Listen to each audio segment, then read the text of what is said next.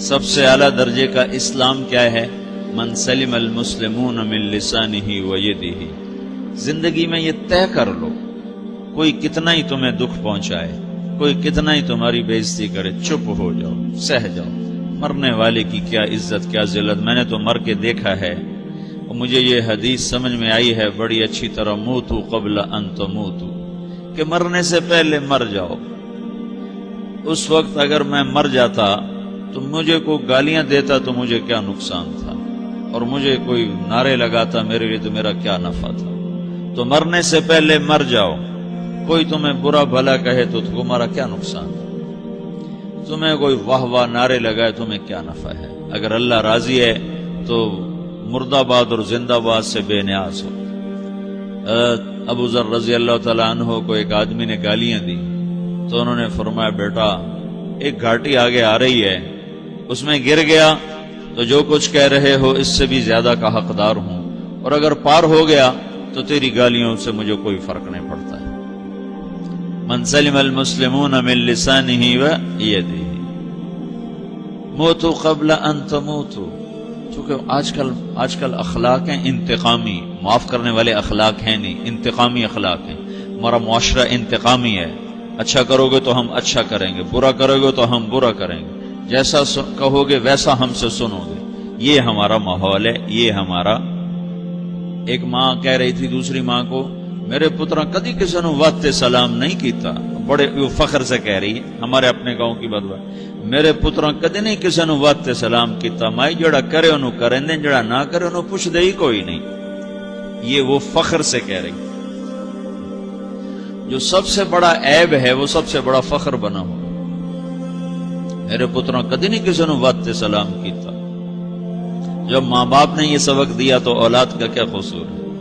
تو ہمارا معاشرہ انتقامی ہے، ایک کی 10 سنانے کا ماحول ہے، تو آپ 100 کی ایک بھی نہ سناؤ۔ احنف بن قیس رضی اللہ تعالیٰ عنہ پہ ایک آدمی نے چڑھائی کر کہنے لگا ایک سناؤ گے نا تو 10 سنو گے میری طرف سے۔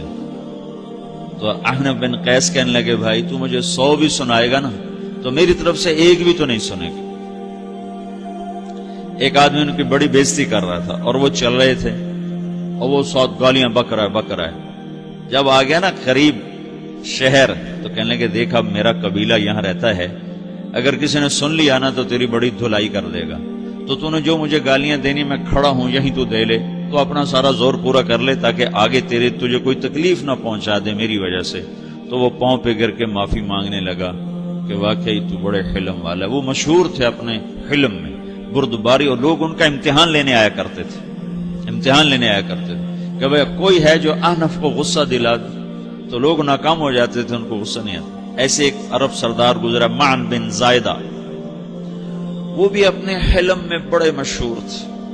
ایک دفعہ لوگوں میں شرط لگ گئی کہ کوئی ہے معن بن زائدہ کو غصہ دلائے تو ہم اس کو انعام دیں گے۔ تو ایک شاعر نے کہا میں غصہ دلاتا ہوں، تم دیکھنا ایسے سیخ پا ہو جائے گا جیسے جانور۔ تو وہ چلا گیا اس کی مجلس میں، دربار لگا، عرب سردار تھا بہت بڑا، دربار لگا ہوا، تو کہتا السلام علیکم، وعلیکم السلام۔ تو معن بن زائدہ پر ایک دور بڑے فقر کا گزرا تھا، پھر اللہ نے اس کو بہت بڑی سرداری دی، بنو عباس کا بہت بڑا یہ وزیر گورنر تھا۔ تو کہتا اتذکر اذ لحافک جلد شاۃ واذ نعلاک من جلد البعیر، کہوں بھائی تو یہ یاد ہے جب تیرا بستر بکری کی کھال تھا اور تیرے جوتے اونٹ کی کھال کے تھے؟ تو کہنے لگا کیوں نہیں یاد، بھلا کوئی ماضی بھی بھولتا ہے؟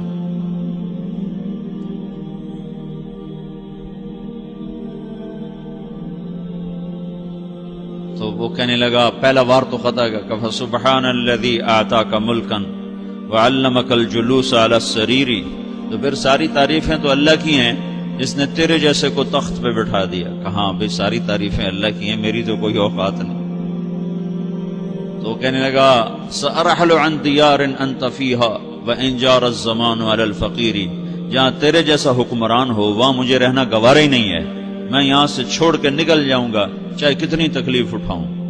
بڑے دربار میں یہ ایک گورنر اور وزیر سے بات ہو رہی ہے، تو وہ کہتا ہے اچھا بھائی اگر تو ہمارے پاس رہے گا تو ہم تیرا اکرام کریں گے، اور اگر تو جانا چاہتا ہے تو تو پھر رافقت کا سلام، تو وہ یہ بار بھی خالی گیا تو پھر کہنے لگا فجد لی یبن ناقصۃ بمال،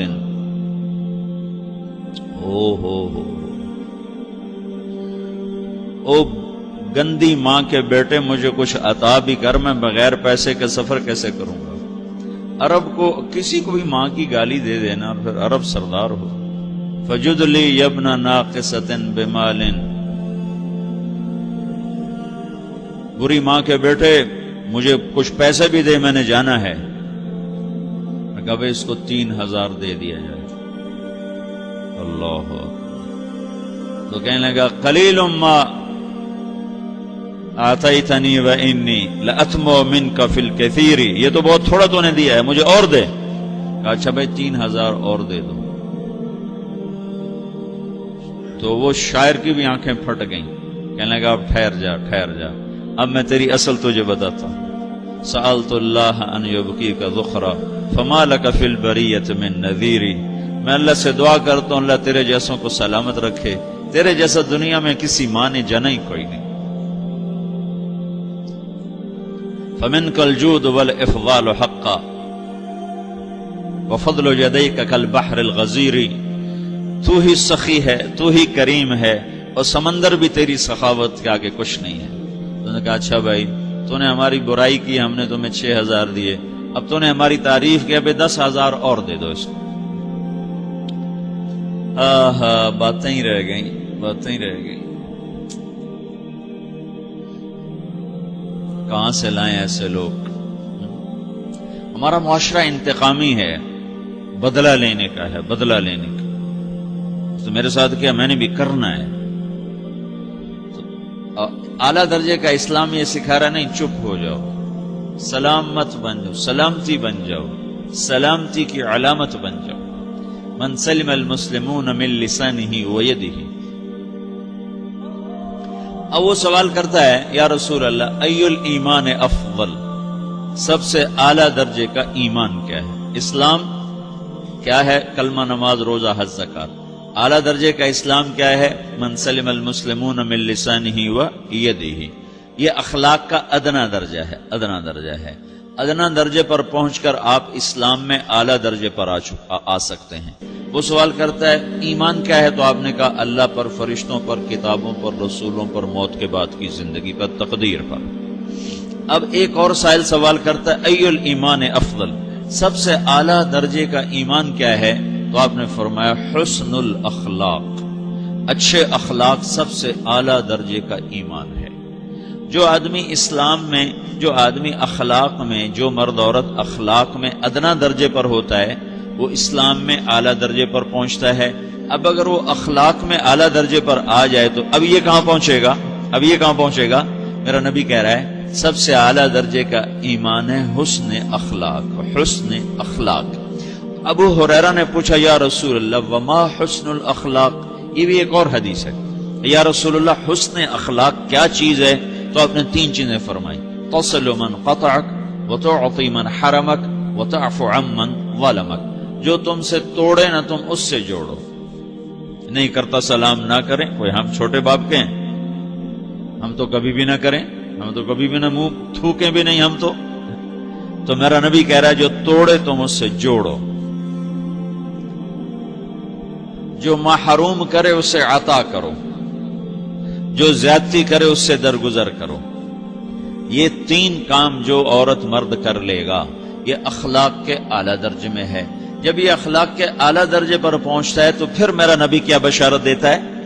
ادنا درجے پر پہنچ کر تو اعلیٰ مسلمان کی بشارت ہے، اور اخلاق میں اعلیٰ درجے پر پہنچ کر میرا نبی کہتا ہے کاد الحلیم ان یکون نبیا، اعلیٰ اخلاق والا بس نبی بنتے بنتے رہ جاتا ہے.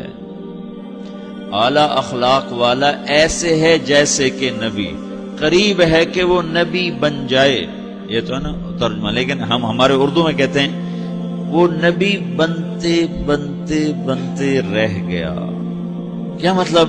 کہ اس میں اور نبی میں صرف نبوت کا فرق رہ جاتا ہے، باقی وہ سب کچھ حاصل کر لیتا ہے.